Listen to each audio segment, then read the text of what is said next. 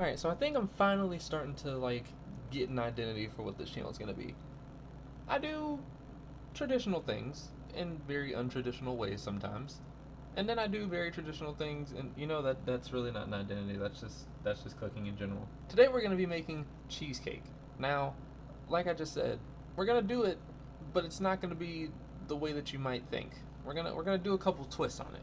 But yeah. So we're just gonna get into it because this one's gonna be interesting.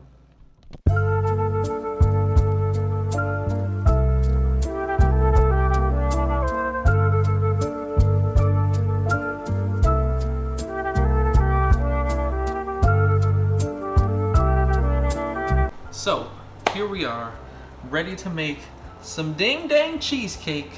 So the first thing we're gonna be doing that is gonna be different is the crust. Now you may be thinking, graham cracker crust, how can you make a twist on that?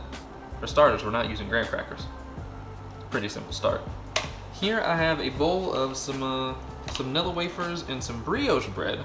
I put it in the oven, toasted it, kind of dried it out a little bit. We're gonna blend this up. We're gonna do the butter in the thing, season it a little bit of cinnamon, a little bit of ginger, and that's gonna be our crust. So yeah, we're gonna grind this up, and yeah, we're gonna make this crust. So let's go over to the blender.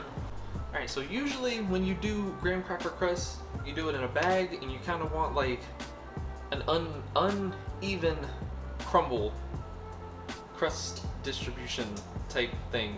For this, we want this to be a pulverized powder. We want this to be as powdery as possible because we don't want crunch. We don't want like a crunchy crust with like different textures and stuff. We want this to be a nice, smooth, airy crust. If you have a food processor, you can use that too. I'm just being lazy and don't want to pull out my food processor attachment for this thing. I just don't want to clean the other things. They're sharp. Alright guys, first things first, sorry for the late upload. It's been a bit of a hectic weekend. Also, this cheesecake took a little bit longer than I expected, but yeah. So first start with a 1/4 of a cup of sugar, add a tablespoon of ginger, and 1/3 of a cup of melted butter. You're gonna mix that until it starts to resemble wet sand. Once you've gotten that crust mixture ready, in a springform pan lined with parchment paper, you're going to kind of like pour it in there, obviously. And you're gonna flatten it out, but you wanna make sure that you kind of create a little bit of a wall on the edges. So once you get like to the sides, just kind of like press it up against there. I'm not sure why I'm using a measuring cup. This works better with just a normal cup, but yeah, like see here, you want those nice walls that's gonna kind of catch and help when cutting the cheesecake. Something I learned recently. Once you've gotten your crust nice and ready, you're gonna set it into the fridge while you create the batter. That's gonna chill it, help that crust kind of solidify. So yeah. All right, now for the cream cheese. Why do I keep saying cream cheese? It's not icing. Now for our cheesecake filling, the cake batter, cheesecake batter. There we go. You're gonna want your stuff to be room temperature, because if it's all cold, I don't know, it's some sciencey stuff. I don't know, it's just a thing. You just make sure you let your stuff sit for a little bit. All of my stuff has pretty much been out. We don't need this for this yet. First things first, you want to separate your eggs.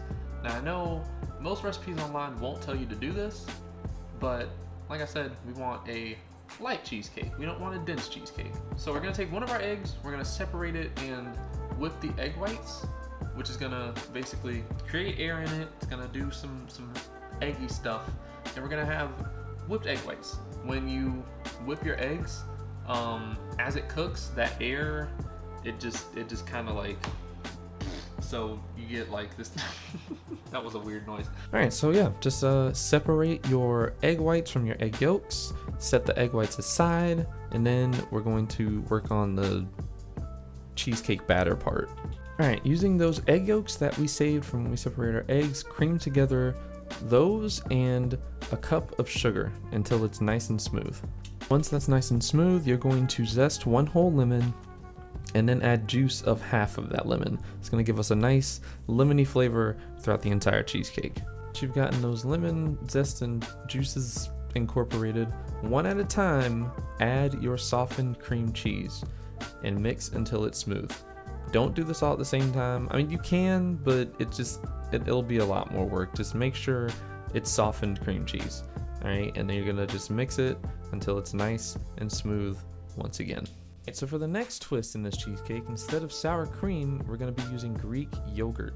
Now, I don't know if it does anything different, I just kind of prefer it. We're gonna add a cup of Greek yogurt to our batter and then blend this until it's nice and smooth, and then we're gonna move over to our egg whites. All right, whip your egg whites until you get stiff peaks, just like this. And then once those egg whites have been whipped, you're going to fold it into your cake batter very gently. You don't want to lose that air that you just worked to get, especially if you did this by hand. I feel sorry if you did this by hand. Anyways, once you've gotten that folded in and fully incorporated, you're going to pour it into your cheesecake pan / crust and smooth out the top. Now, once that's smoothed out and all that jazz, you're going to put it into an oven preheated to 350 degrees for an hour and 10 minutes. Now once that hour's up, turn the oven off and let it cool. Now, once that's done, pull it out. You're going to run a paring knife around the edge, and then you're going to set it into the fridge for 4 to 6 hours. I know that's a long time, but it'll be worth it. All right, and that is cheesecake. So the thing, okay, the whole adding air to the egg whites thing didn't work out the way that I wanted it to.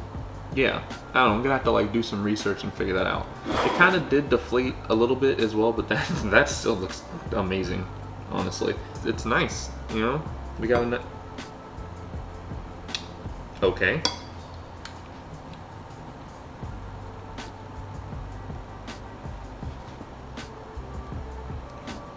What? What the heck?